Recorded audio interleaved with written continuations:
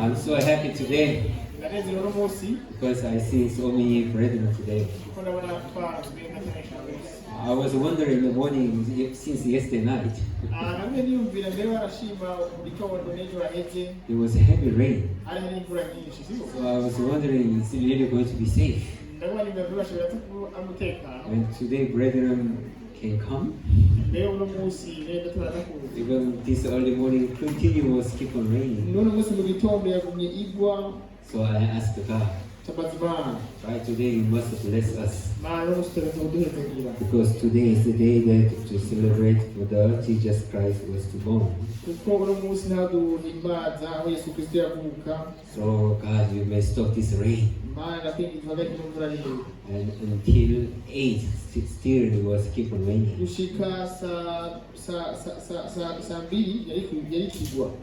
Around 8:30 it was stopping. Then I would say hallelujah. And really God was listening about prayer and our wishes. And He allowed us to get a role now. And then really I was so happy. So see, we have so many program today. So I won't take long. Let's open Isaiah chapter 9. Isaiah chapter 9 from verse 1 up to 7.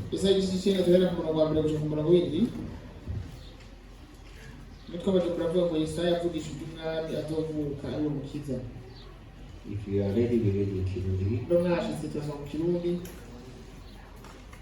aravuga ngo ariko ntibuzosubira kwiriranira ukundi kuwahoze ari mu mubabaro mu gihe cya kera yateye agakengero mu gihugu cya Zebuloni n'igihugu cya Nafutali ariko mu gihe cyo hanyuma yagiteye icubahiro ku nzira ikigiye ikiyaga hakurya ya Yorodani i Galilaya n'abanyamahanga.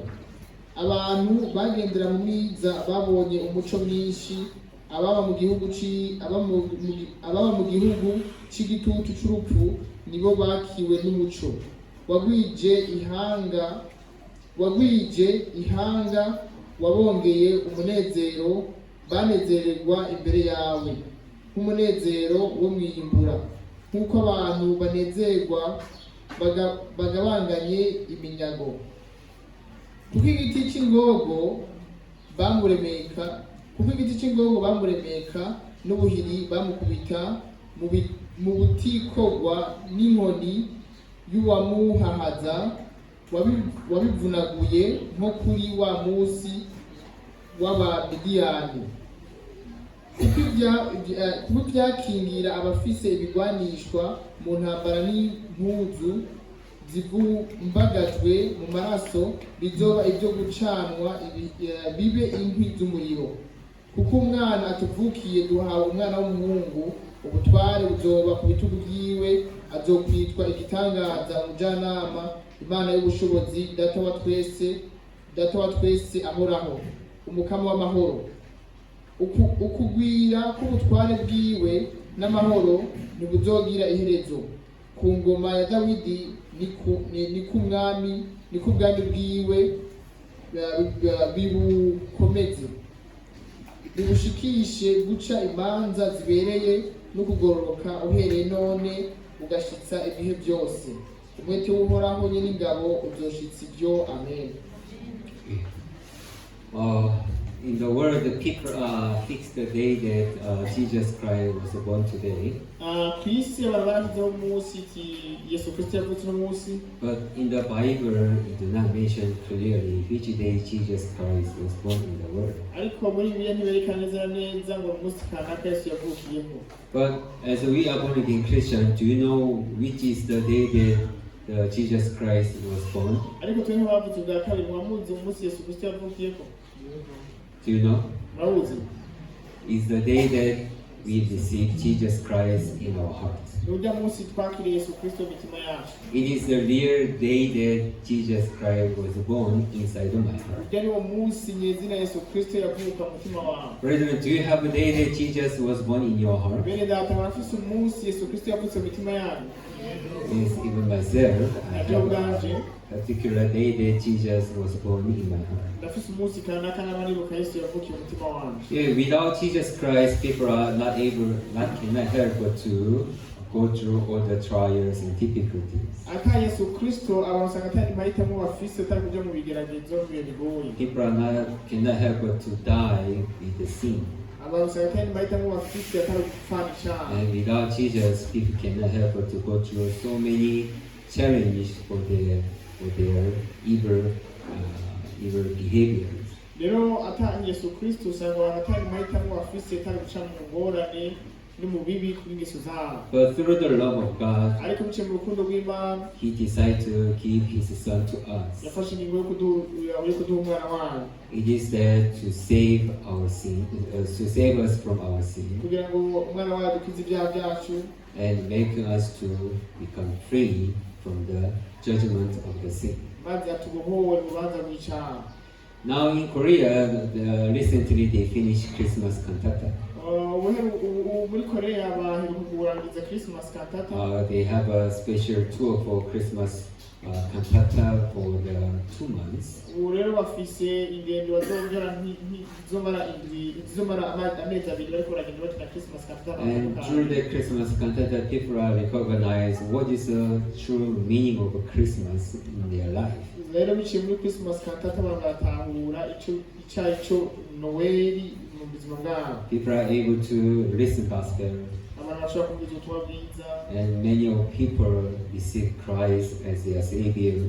kandi benshi muri bo bakakira Kristo nk'umukiza. So many are became free from their sin, Benshi bakavuka ibyaha byabo and Jesus Christ was born inside their heart. maze Yesu Kristo akavuka mu mitima yabo. So that's how they recognize, that is the meaning of Christmas, but before, people did not know clearly. Kuri ko baca batahura ati bwabo ni niyo yasobanurira Noel mugabo bwa mbere ugasanga nabo bitahura neza. Even in this moment, there are so many who celebrating a day of the Christmas. No muri no minsi hari abantu benshi usanga bahimbaza Noel. But though they are celebrating, but still many of them are suffering for their sins. Ariko nubwo usanga bahimbaza Noel ariko ugasanga benshi muri bo baracababazwa n'ibyaha byabo. So if they could discover what is the true meaning of the Christmas, Abo tahura isobanura izina y'ijambo Noel.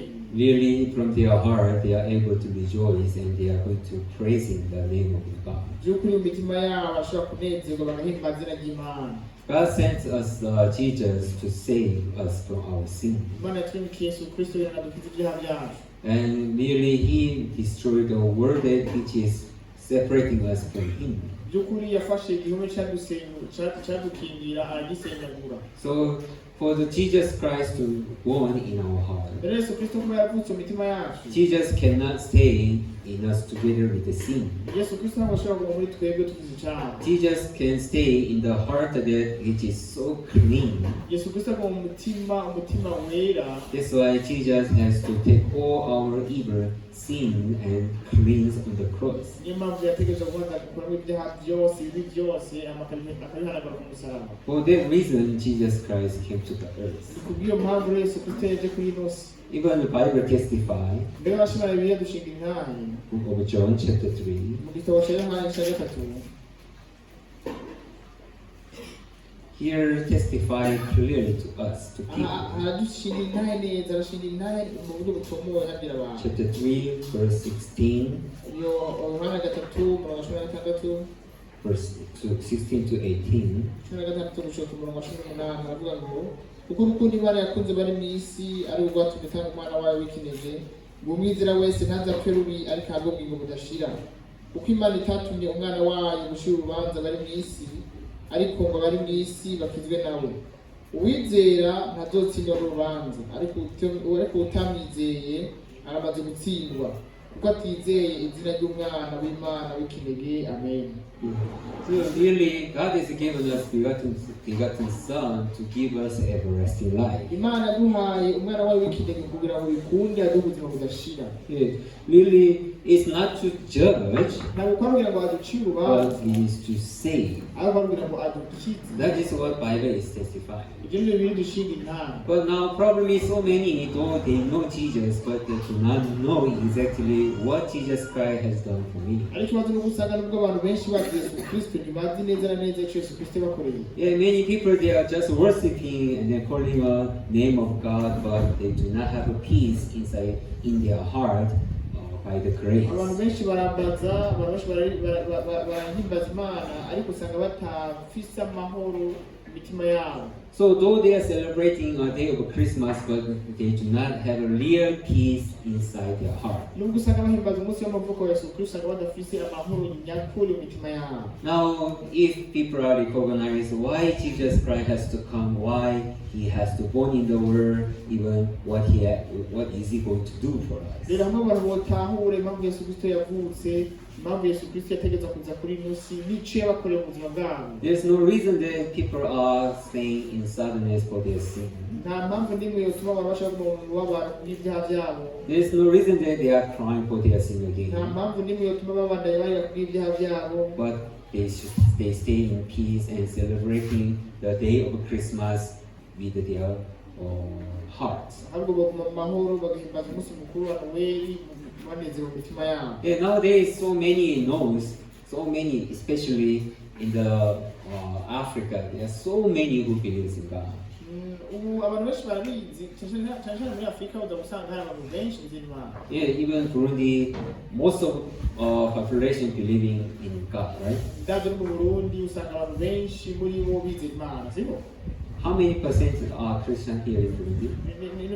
Ni kangahe kwijana ngaha b'abarundi bizera Imana?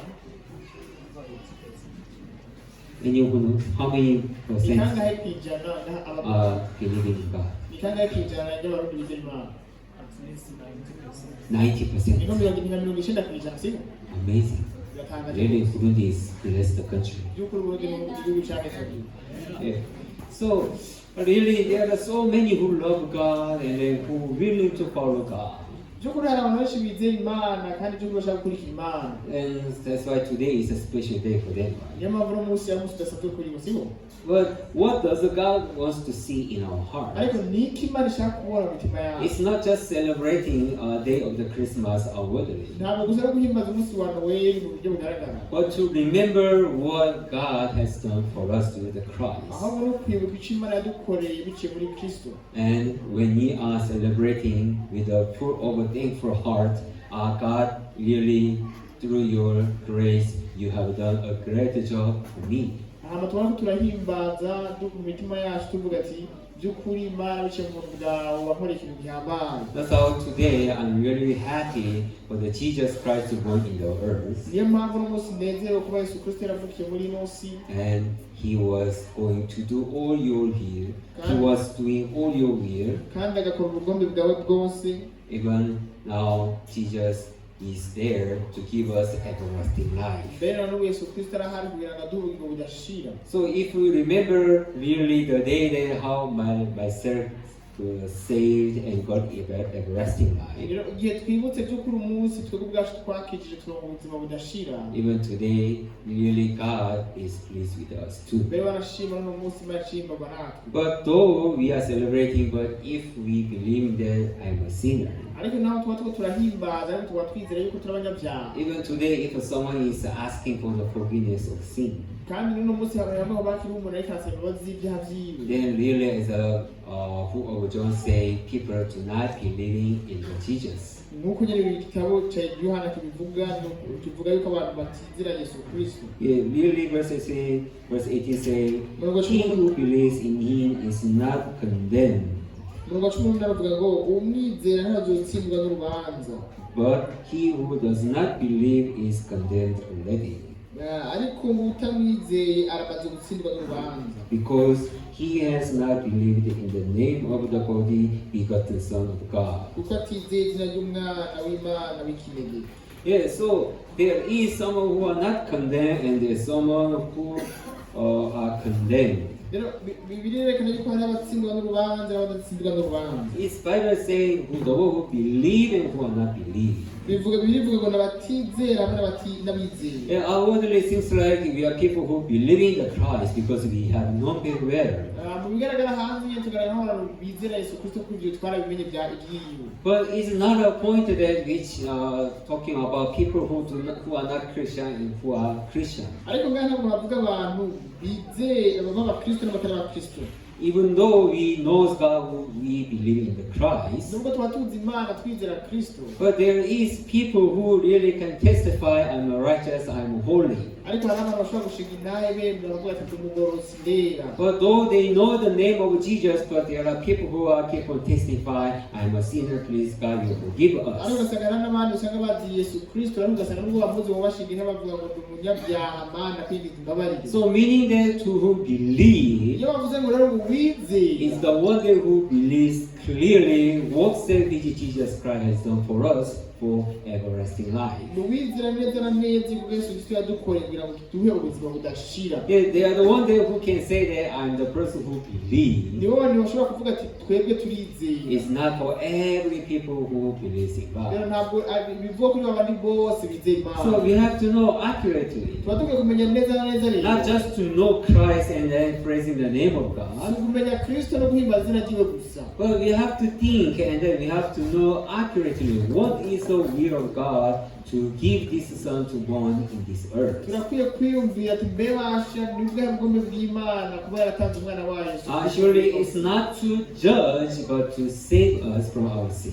Mu bisanga ntabwo kwambira ngo dushire urubanza ahubwo arubira ngo dukize ibyaha And byacu. to give us everlasting life. Maze aduhe ubugingo budashira. Which people can have everlasting life? N'abahe abantu bashobora kugira ubugingo budashira? People who without sin. N'abantu batagira icyaha. People who has been forgiven. Abantu bahariwe. People who have been washed. Abantu bejejwe. They are the ones who are able to have an everlasting life and faith. Abantu bashobora kugira ubuzima budashira biciye mu kwizera. They really take the Christmas day that where we are now. Rero uyu munsi wa Noel aho turi nyine. It is a day that to remember what Jesus Christ has done for me and how perfectly He has been fulfilled. Ni umunsi wo kwibuka icyo Kristo yadukoreye n'uburyo yacujije mu buryo butungana. But people, they are just celebrating without remember of the works of the Jesus Christ. Ariko basanga bahimbaza nyine batibuka ibikorwa bya Yesu Kristo. Yeah, in our heart, Imitima yacu really we are suffering for our sin. by'ukuri twarabaze n'ibyaha byacu. But the day that we listen gospel, Ariko igihe twumvise ubutumwa bwiza really we experience how our heart became free from our sin. twashoboye kubona by'ukuri uburyo imitima yacu yabashe kubohoka icyaha. And how our heart entered into peace and resting. N'uburyo imitima yacu yashoboye kwinjira mu karuhuko n'amahoro. And able to testify that now I'm righteous. Maze dushobora gushinga intahe ati ubundi umugorosi. Brethren, can you testify yourself you are righteous? Bene data bashobora gushinga intahe ubwayo ati turabagorosi. Yes. That is exactly the will of God that what He wants to make inside our heart. Ubwo bugombe bw'Imana nyezina yashaka kugira imitima yacu. So even today we are so free to celebrate together. None munsi mbere barashima turidegembya tugahimbaza twese hamwe. We are so free to offer all our heart and then rejoice with all our brethren together. Turafise turidegembya turashaka kugira imitima yacu tugahimbaza na bene data twese turi hamwe. So that it is a day to celebrating a day of my salvation. Kuko ari umunsi waduhimbaza umunsi w'agakiza kacu. So really, when I think about how myself received grace and being born again, by'ukuri igihe naco bwaje ariko ndiyumvira uburyo nashoboye kwakira ubuntu maze ndavuga bwa kabiri. this is the most precious day in my life. Uyu mbamona n'umunsi wa mbere w'agaciro mu buzima bwanje. How about you, brethren? Mbega ho bimeze bite? Today is the most precious and most happiest day in our life. Uno Right? munsi ni umunsi w'igiciro, umunsi unezereye rwose mu buzima bwacu. Day that Jesus was born and dwell in me together. Umunsi aho Yesu Kristo yavuka maze abana nanje. So even in Isaiah, God was given a promise, Jesus will be born in this earth. no muri Yesaya Yesu yatanze amasezerano, Imana yatanze amasezerano avuga ngo Yesu azovuka muri ino si. So if we read verse 6, tusome mu gatandatu avuga ngo kuko umwana atuvukiye duhabwa umwana w'umuhungu, ubutware buzoba ku bitugu byiwe, azokwitwa igitangaza, umujyanama, Imana y'ubushobozi, data wa twese, ahoraho, umukama w'amahoro. Amen. yeah, really here Bible say everlasting Father, Prince of Peace, ngaha bavuga ngo Imana ihoraho, umukama w'amahoro, Mighty God, Imana y'ubushobozi, Wonderful igitangaza, Counselor. umujyanama. Yeah, Jesus has so many meaning in His name, right? Yesu mw'iryo zina rya Yesu harimo isobanuro nyinshi. Yeah, that is all the works that even the authority that Jesus Christ has together. ubwo mu bubasha hamwe n'ubushobozi Yesu Kristo yari afise. Yeah, really, the Jesus said who was born in our heart. Yesu Kristo n'umwe yavuka mu mitima yacu. He has all this name in our life together. afise n'aya mazina nyine mu buzima bwacu. So He is the Prince of the Peace, ni umujyanama w'amahoro, and then He's the one who have everlasting Father. kandi niwe Imana ihoraho. He say wonderful, Bibiliya ivuga ngo ni the one uw'igitangaza, that who plans for myself, which is so wonderful, ni wa wundi adutegurira iby'ibitangaza nyine, and the Counselor kandi n'umujyanama, who leads over my life, umwe arongora ubuzima who bwacu, cares over my life, umwe yitaho ubuzima and bwacu, the mighty God, kandi ni Imana ishoboye the byose. one who are able to do everything for myself. ni Imana ishobora kudukorera ibintu byose. So reason that Jesus are dwelling in us, ni impamvu Yesu Kristo aba muri twebwe. it makes our life to be wonderful. iyo aba muri twebwe atuma ubuzima bwacu Even buyitangaza. He cares about us, our life for whole, mbere yitaho ubuzima bwacu bwose, and to give us everlasting life, maze akaduha ubuzima budashira, and to give us the peace forever in our heart. akaduha amahoro mu mitima yacu ibihe bidashira. So how is it amazing ese ubundi ari ibintu gitangaza being together with Christ kubana na Kristo, and to have all those things in my life maze together? hari ibyo bintu byose mbona ngaha. No matter mu how buzima you bwacu. feel about yourself, ntacyo bitwaye ko wowe wiyumva wewe, brother, no matter how you see yourself, mbere ntacyo bitwaye ko wowe wibona the wewe, truth is we have been united with ariko Christ, ubu twamaze gufatana na Kristo, and all the things which Christ has, it is mine as well. kandi ibyo Kristo byose afise nabyo ni ibyanje. So there is no reason that we are going through despair or discourage. nta mpamvu n'imwe rero tuba twihebura cyangwa ducika intege. We have only life that to rejoice with Christ. dufite ubuzima gusa bwo kunezererwa na Kristo. That is the reason that Jesus Christ was born in my heart. iyo niyo mpamvu Yesu Kristo rero yavutse mu mutima yanjye. We cannot imagine life there without Jesus Christ. ntashobora kwiyumvira uko ubuzima buba bumeze igihe tubayeho How tudafite is life gonna be suffering alone? Gonna be sad alone? ese ubwo ubwo buzima usanga bubabaje, ubwo ubuzima usanga bugoye. But time to time I listen testimony, people how they are happy, how they are praising the name of Christ through the happiness that they receive from the Christ. ariko kenshi na kenshi nakunze kumva ineza abantu ukuntu usanga banezerewe, ukuntu usanga baguwe neza biciye mu munezero wa Yesu Kristo abaha. Really, there's someone who are in trial, hari usanga bari mu bigeragezo, or someone in disease. usanga bari mu ndwara, By the grace of the Christ, ariko amaze mu bimaka mu buntu by the bw'Imana, works of the Jesus, biciye mu bikorwa bya Yesu Kristo, how they have been free from those hardness, mu nyuma akabohoka ibyo bihe and how bimugoye, they became free. tukabona kumwe asanga abohoka, That's how they are rejoicing in the Christ. maze akacenezerwa na Kristo. Whenever I listen to such a testimony, igihe cyose numvise izo ntahe, really Jesus is wonderful. by'ukuri Yesu Kristo ni Really igitangaza, He is mighty. by'ukuri Yesu Kristo ni Imana ishoboye So byose. as long as we are together with the Christ, nyiri kumwe na Kristo rero really there is no reason there to stay in despair. nta mpamvu n'imwe yotuma aguma mu Even bwiheburo. I remember last time when I was in Korea, ndibuka no guheruka igihe nari muri Koreya, I was going through the hardest. nariko ndaca mu bihe bigoye, Even I was thinking that I'm going to die. rero barashimira ibyo mbonye, ariko ndikubwira ko ngiye gupfa. But there's only the things which I can do hari ikintu kimwe cyonyine ashobora gukora, is look upon God, hari uguhanga amaso is Imana, calling on the name of hari Christ. ukwamba izina rya Kristo. God, if you are with me, Mana ni muri kumwe nanjye, God, really, if you are cares over my life, Mana niba by'ukuri witaho ubuzima bwanjye, then really I can be free from this disease. by'ukuri ndashobora kubohoka ino ndwara, And you are going to make me to praising the name of God. by'ukuri ugiye gutuma mpimba izina And ry'Imana. whoever listen my testimony, maze umuntu wese azumviriza Whoever listens to my voice, umuntu wese azumviriza ijwi even ryanjye they shall rejoice together. nabo nyine bazonezerwa. But this is not a thing said to make me to die, Mana ibi si ibintu bigiye gutuma jewe but it is the thing said to make praising your name, ahubwo ni ibintu bigiye gutuma izina ryawe rishigwa so that everyone can rejoice maze together. umuntu wese nzanezerwa. God, I'm so much thankful. Mana ndashima God, cyane. I'm so much happy Mana ndanezerewe cyane because of a moment today to facing you and to experience how you work in my life. kuko iki ni igihe cyo kukubona no kubona ibintu ukora mu buzima bwanje. Even not only myself, Si jewe jenyine bigenda even I pray for all our brethren. ndizera yuko namwe mwese bene In data each every brethren life, mu buzima bwa mwene data that wese is Mana what God willing to do. ibyo ni byo Imana ishaka gukora muri mwebwe. Listen, listen. Yesu ashimwe. To work in you clearly, to show you how He is mighty, kugira ngo ikore neza na neza maze ibere kugena how yenda He ashoboye byose, became a counselor for you, uburyo yababereye umujyanama, how He gives you the everlasting life, uburyo yabahaye ubuzima how budashira, He makes you to stay in peace together. uburyo ibatera kuguma mu mahoro nayo. Amen. Amen. So today I wish all our brethren rejoice and celebrate for the Jesus Christ born in your heart. uno munsi rero nifuza ko bene data munezerwa muhimbawe kuba Yesu Kristo yaravutse mu mitima yanyu. Forget all other things, Ibindi byose mubyibagire, but have only one thing in your heart. ariko mugire ikintu kimwe kiri mu mitima yanyu. Jesus is born in me. Yesu yaravutse muri jewe. That's how I change. uko niko nahindutse. Now I'm no longer weak. ubu ntabwo ngira umunyantege nke, I'm mostly powerful in ahubwo this ndi umuntu world. akomeye rwose muri ino si. Amen. Amen. Thank you so much. I think this is Let's pray. Dear Heavenly Father, really we are so much thankful for your grace.